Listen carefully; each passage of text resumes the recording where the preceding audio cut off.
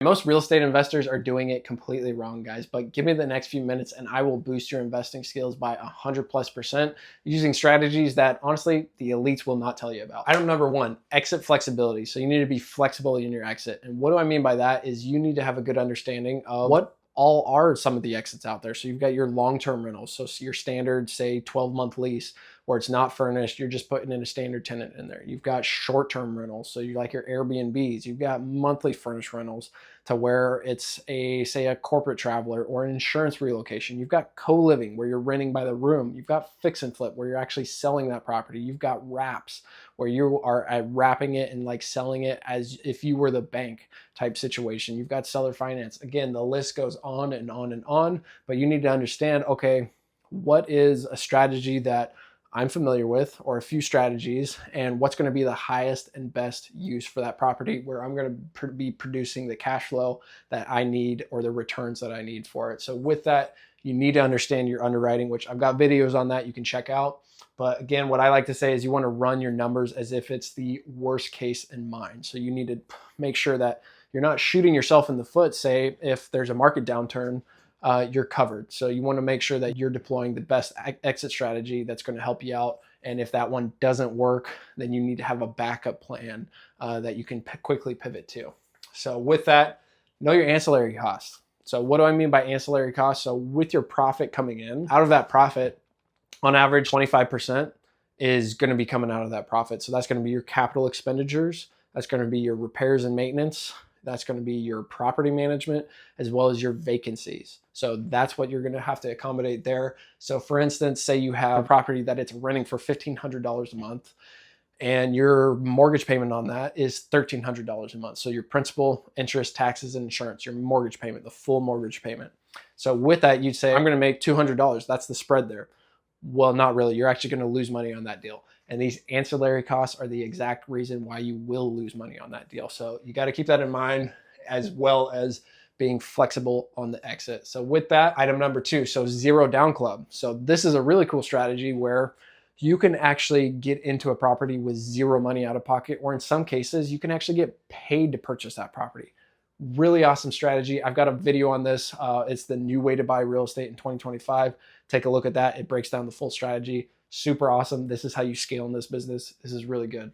So item number three, that brings us to buy box. So with your buy box, this is something where you need to have sniper-like clarity. Like you need to have a really good understanding of what is my exact criteria of what I'm looking for. Because if you go out there and say, hey, I'm buying anything and everything, and I guarantee you're not going to buy anything.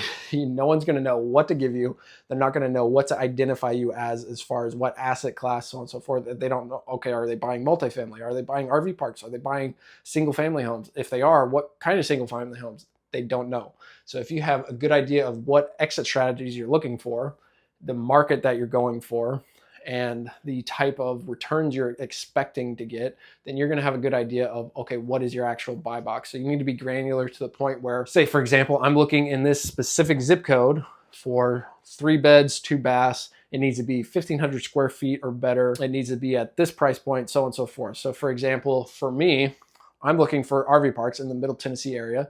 Needs to be on average 1 to 2 hours away from Nashville. And I'm looking for 50+ sites. I want it to be built in 1972 or newer because I don't want to deal with galvanized plumbing issues, galvanized piping issues like that. And then I'm also looking for some type of amenity, so like a general store on there, so on and so forth. So again, that's the type of granularity that you need to get and be specific enough where people are going to be like, I understand that. Okay, Josh is the RV park guy. Okay, when I got an RV park in Middle Tennessee, I'm going to bring it to Josh. So again, you have that type of clarity, people will identify it, and then you spread that buy box to your wholesalers that you're meeting with, as well as if you're going to networks, be like, this is what I'm looking for. It's going to help you out, and then that's going to reduce the amount of time that you're wasting on analyzing deals that you really have no business in, or you don't even want to buy them. So it's going to help with the shiny objects, because then you can put your blinders on and go, hey, no, this is my buy box. That's outside of my buy box. So putting my blinders on, I'm not going to waste time on that. So that's huge from that perspective as well. That brings us to item number 4. So creative mastery. So what I'm talking about on this is you need to be creative in the way you're purchasing these properties as well as the exit. In today's market, really, traditional financing is not working out. It's not going to work out in most cases. So the more creative you are, the better off you're going to be. So creative entries, you could do, say, a sub 2 where you're taking over payments of the property. You could do seller finance. You could do a hybrid of the two to where you're doing a partial seller finance as well as a sub 2 that you took over those payments. And then you can also do the 0 down where you're doing a stack, or Morby method is what they call it. Your imagination is literally the only limiting factor in this situation. For instance, I've got this duplex. It's like in the mid 400s as far as the purchase price, but the down payment on it was 5% down, no payments for the whole first year because I needed to do some work on it. And that was kind of part of the negotiation, but it was no payments for the whole first year. And then following that, it's interest only payments until it balloons out at 8 years. Again, that's something that I structured with the seller.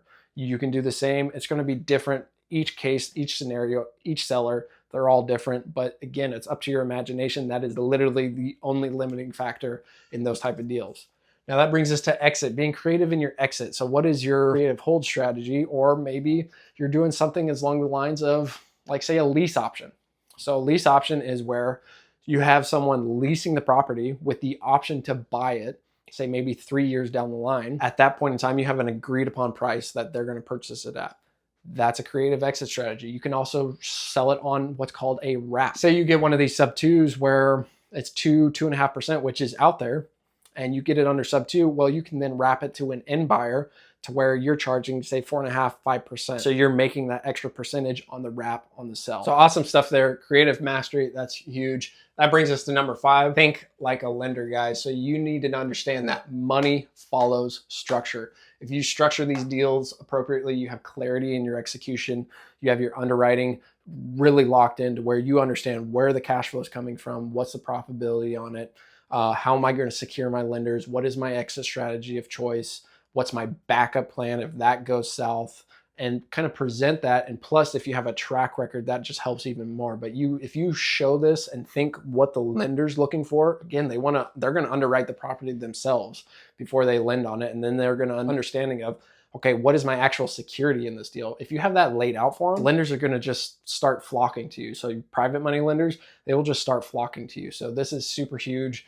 And then also capital sourcing knowledge. You need to have a good understanding of, outside of traditional finance, where else can I get capital? So I've got your hard money loans, so on and so forth. You've got SDRAs. That's my primary method of sourcing capital. It's going to be your self-directed individual retirement accounts.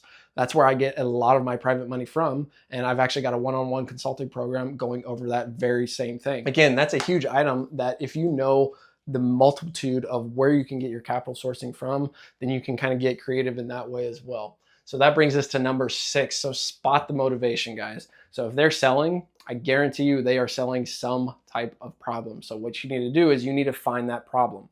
And then that brings us to know your levers. So you've got really 4 different levers. You've got your purchase price, you've got your down payment, and you've got the term, so the length of the loan, and then what is the monthly payment going to be. So for instance, if the seller is looking for a higher purchase price, then you're going to adjust the other levers accordingly. So then you're going to eventually agree on a sweet spot. So again, keep those levers in mind when you're negotiating. That brings us to item number 7. So item number 7, so this is using the double close for when you're wholesaling in real estate. So what this does is it actually protects your assignments.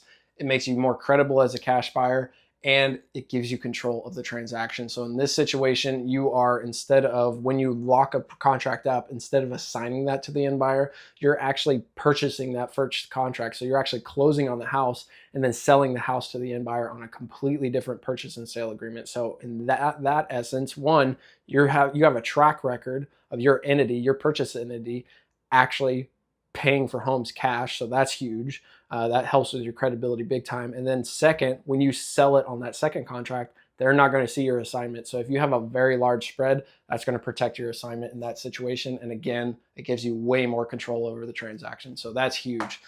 And then that brings us to number 8. So take ownership of the problem, guys. Sellers do not need a buyer. They need someone that's going to provide them a solution. So be that solution.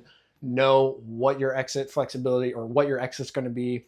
Know what your buy box criteria is. Be creative in the way you enter into that property so you can provide them a value add solution or a valuable solution. And then again, know what your deal is going to be. Like, how is it going to be profitable? How are you going to protect everyone involved? Again, that's going to be huge in taking ownership of the problem and helping out that buyer. So if even one of these clicks, guys, then you're already 178% better than when you started. So drop a comment with which one that hit hardest for you, or if there's a skill that you'd like to dive deeper on, let me know that as well. And next up, I'm gonna be breaking down in detail exactly how to buy your next deal with no money out of pocket. And with that, I will catch you on the next one.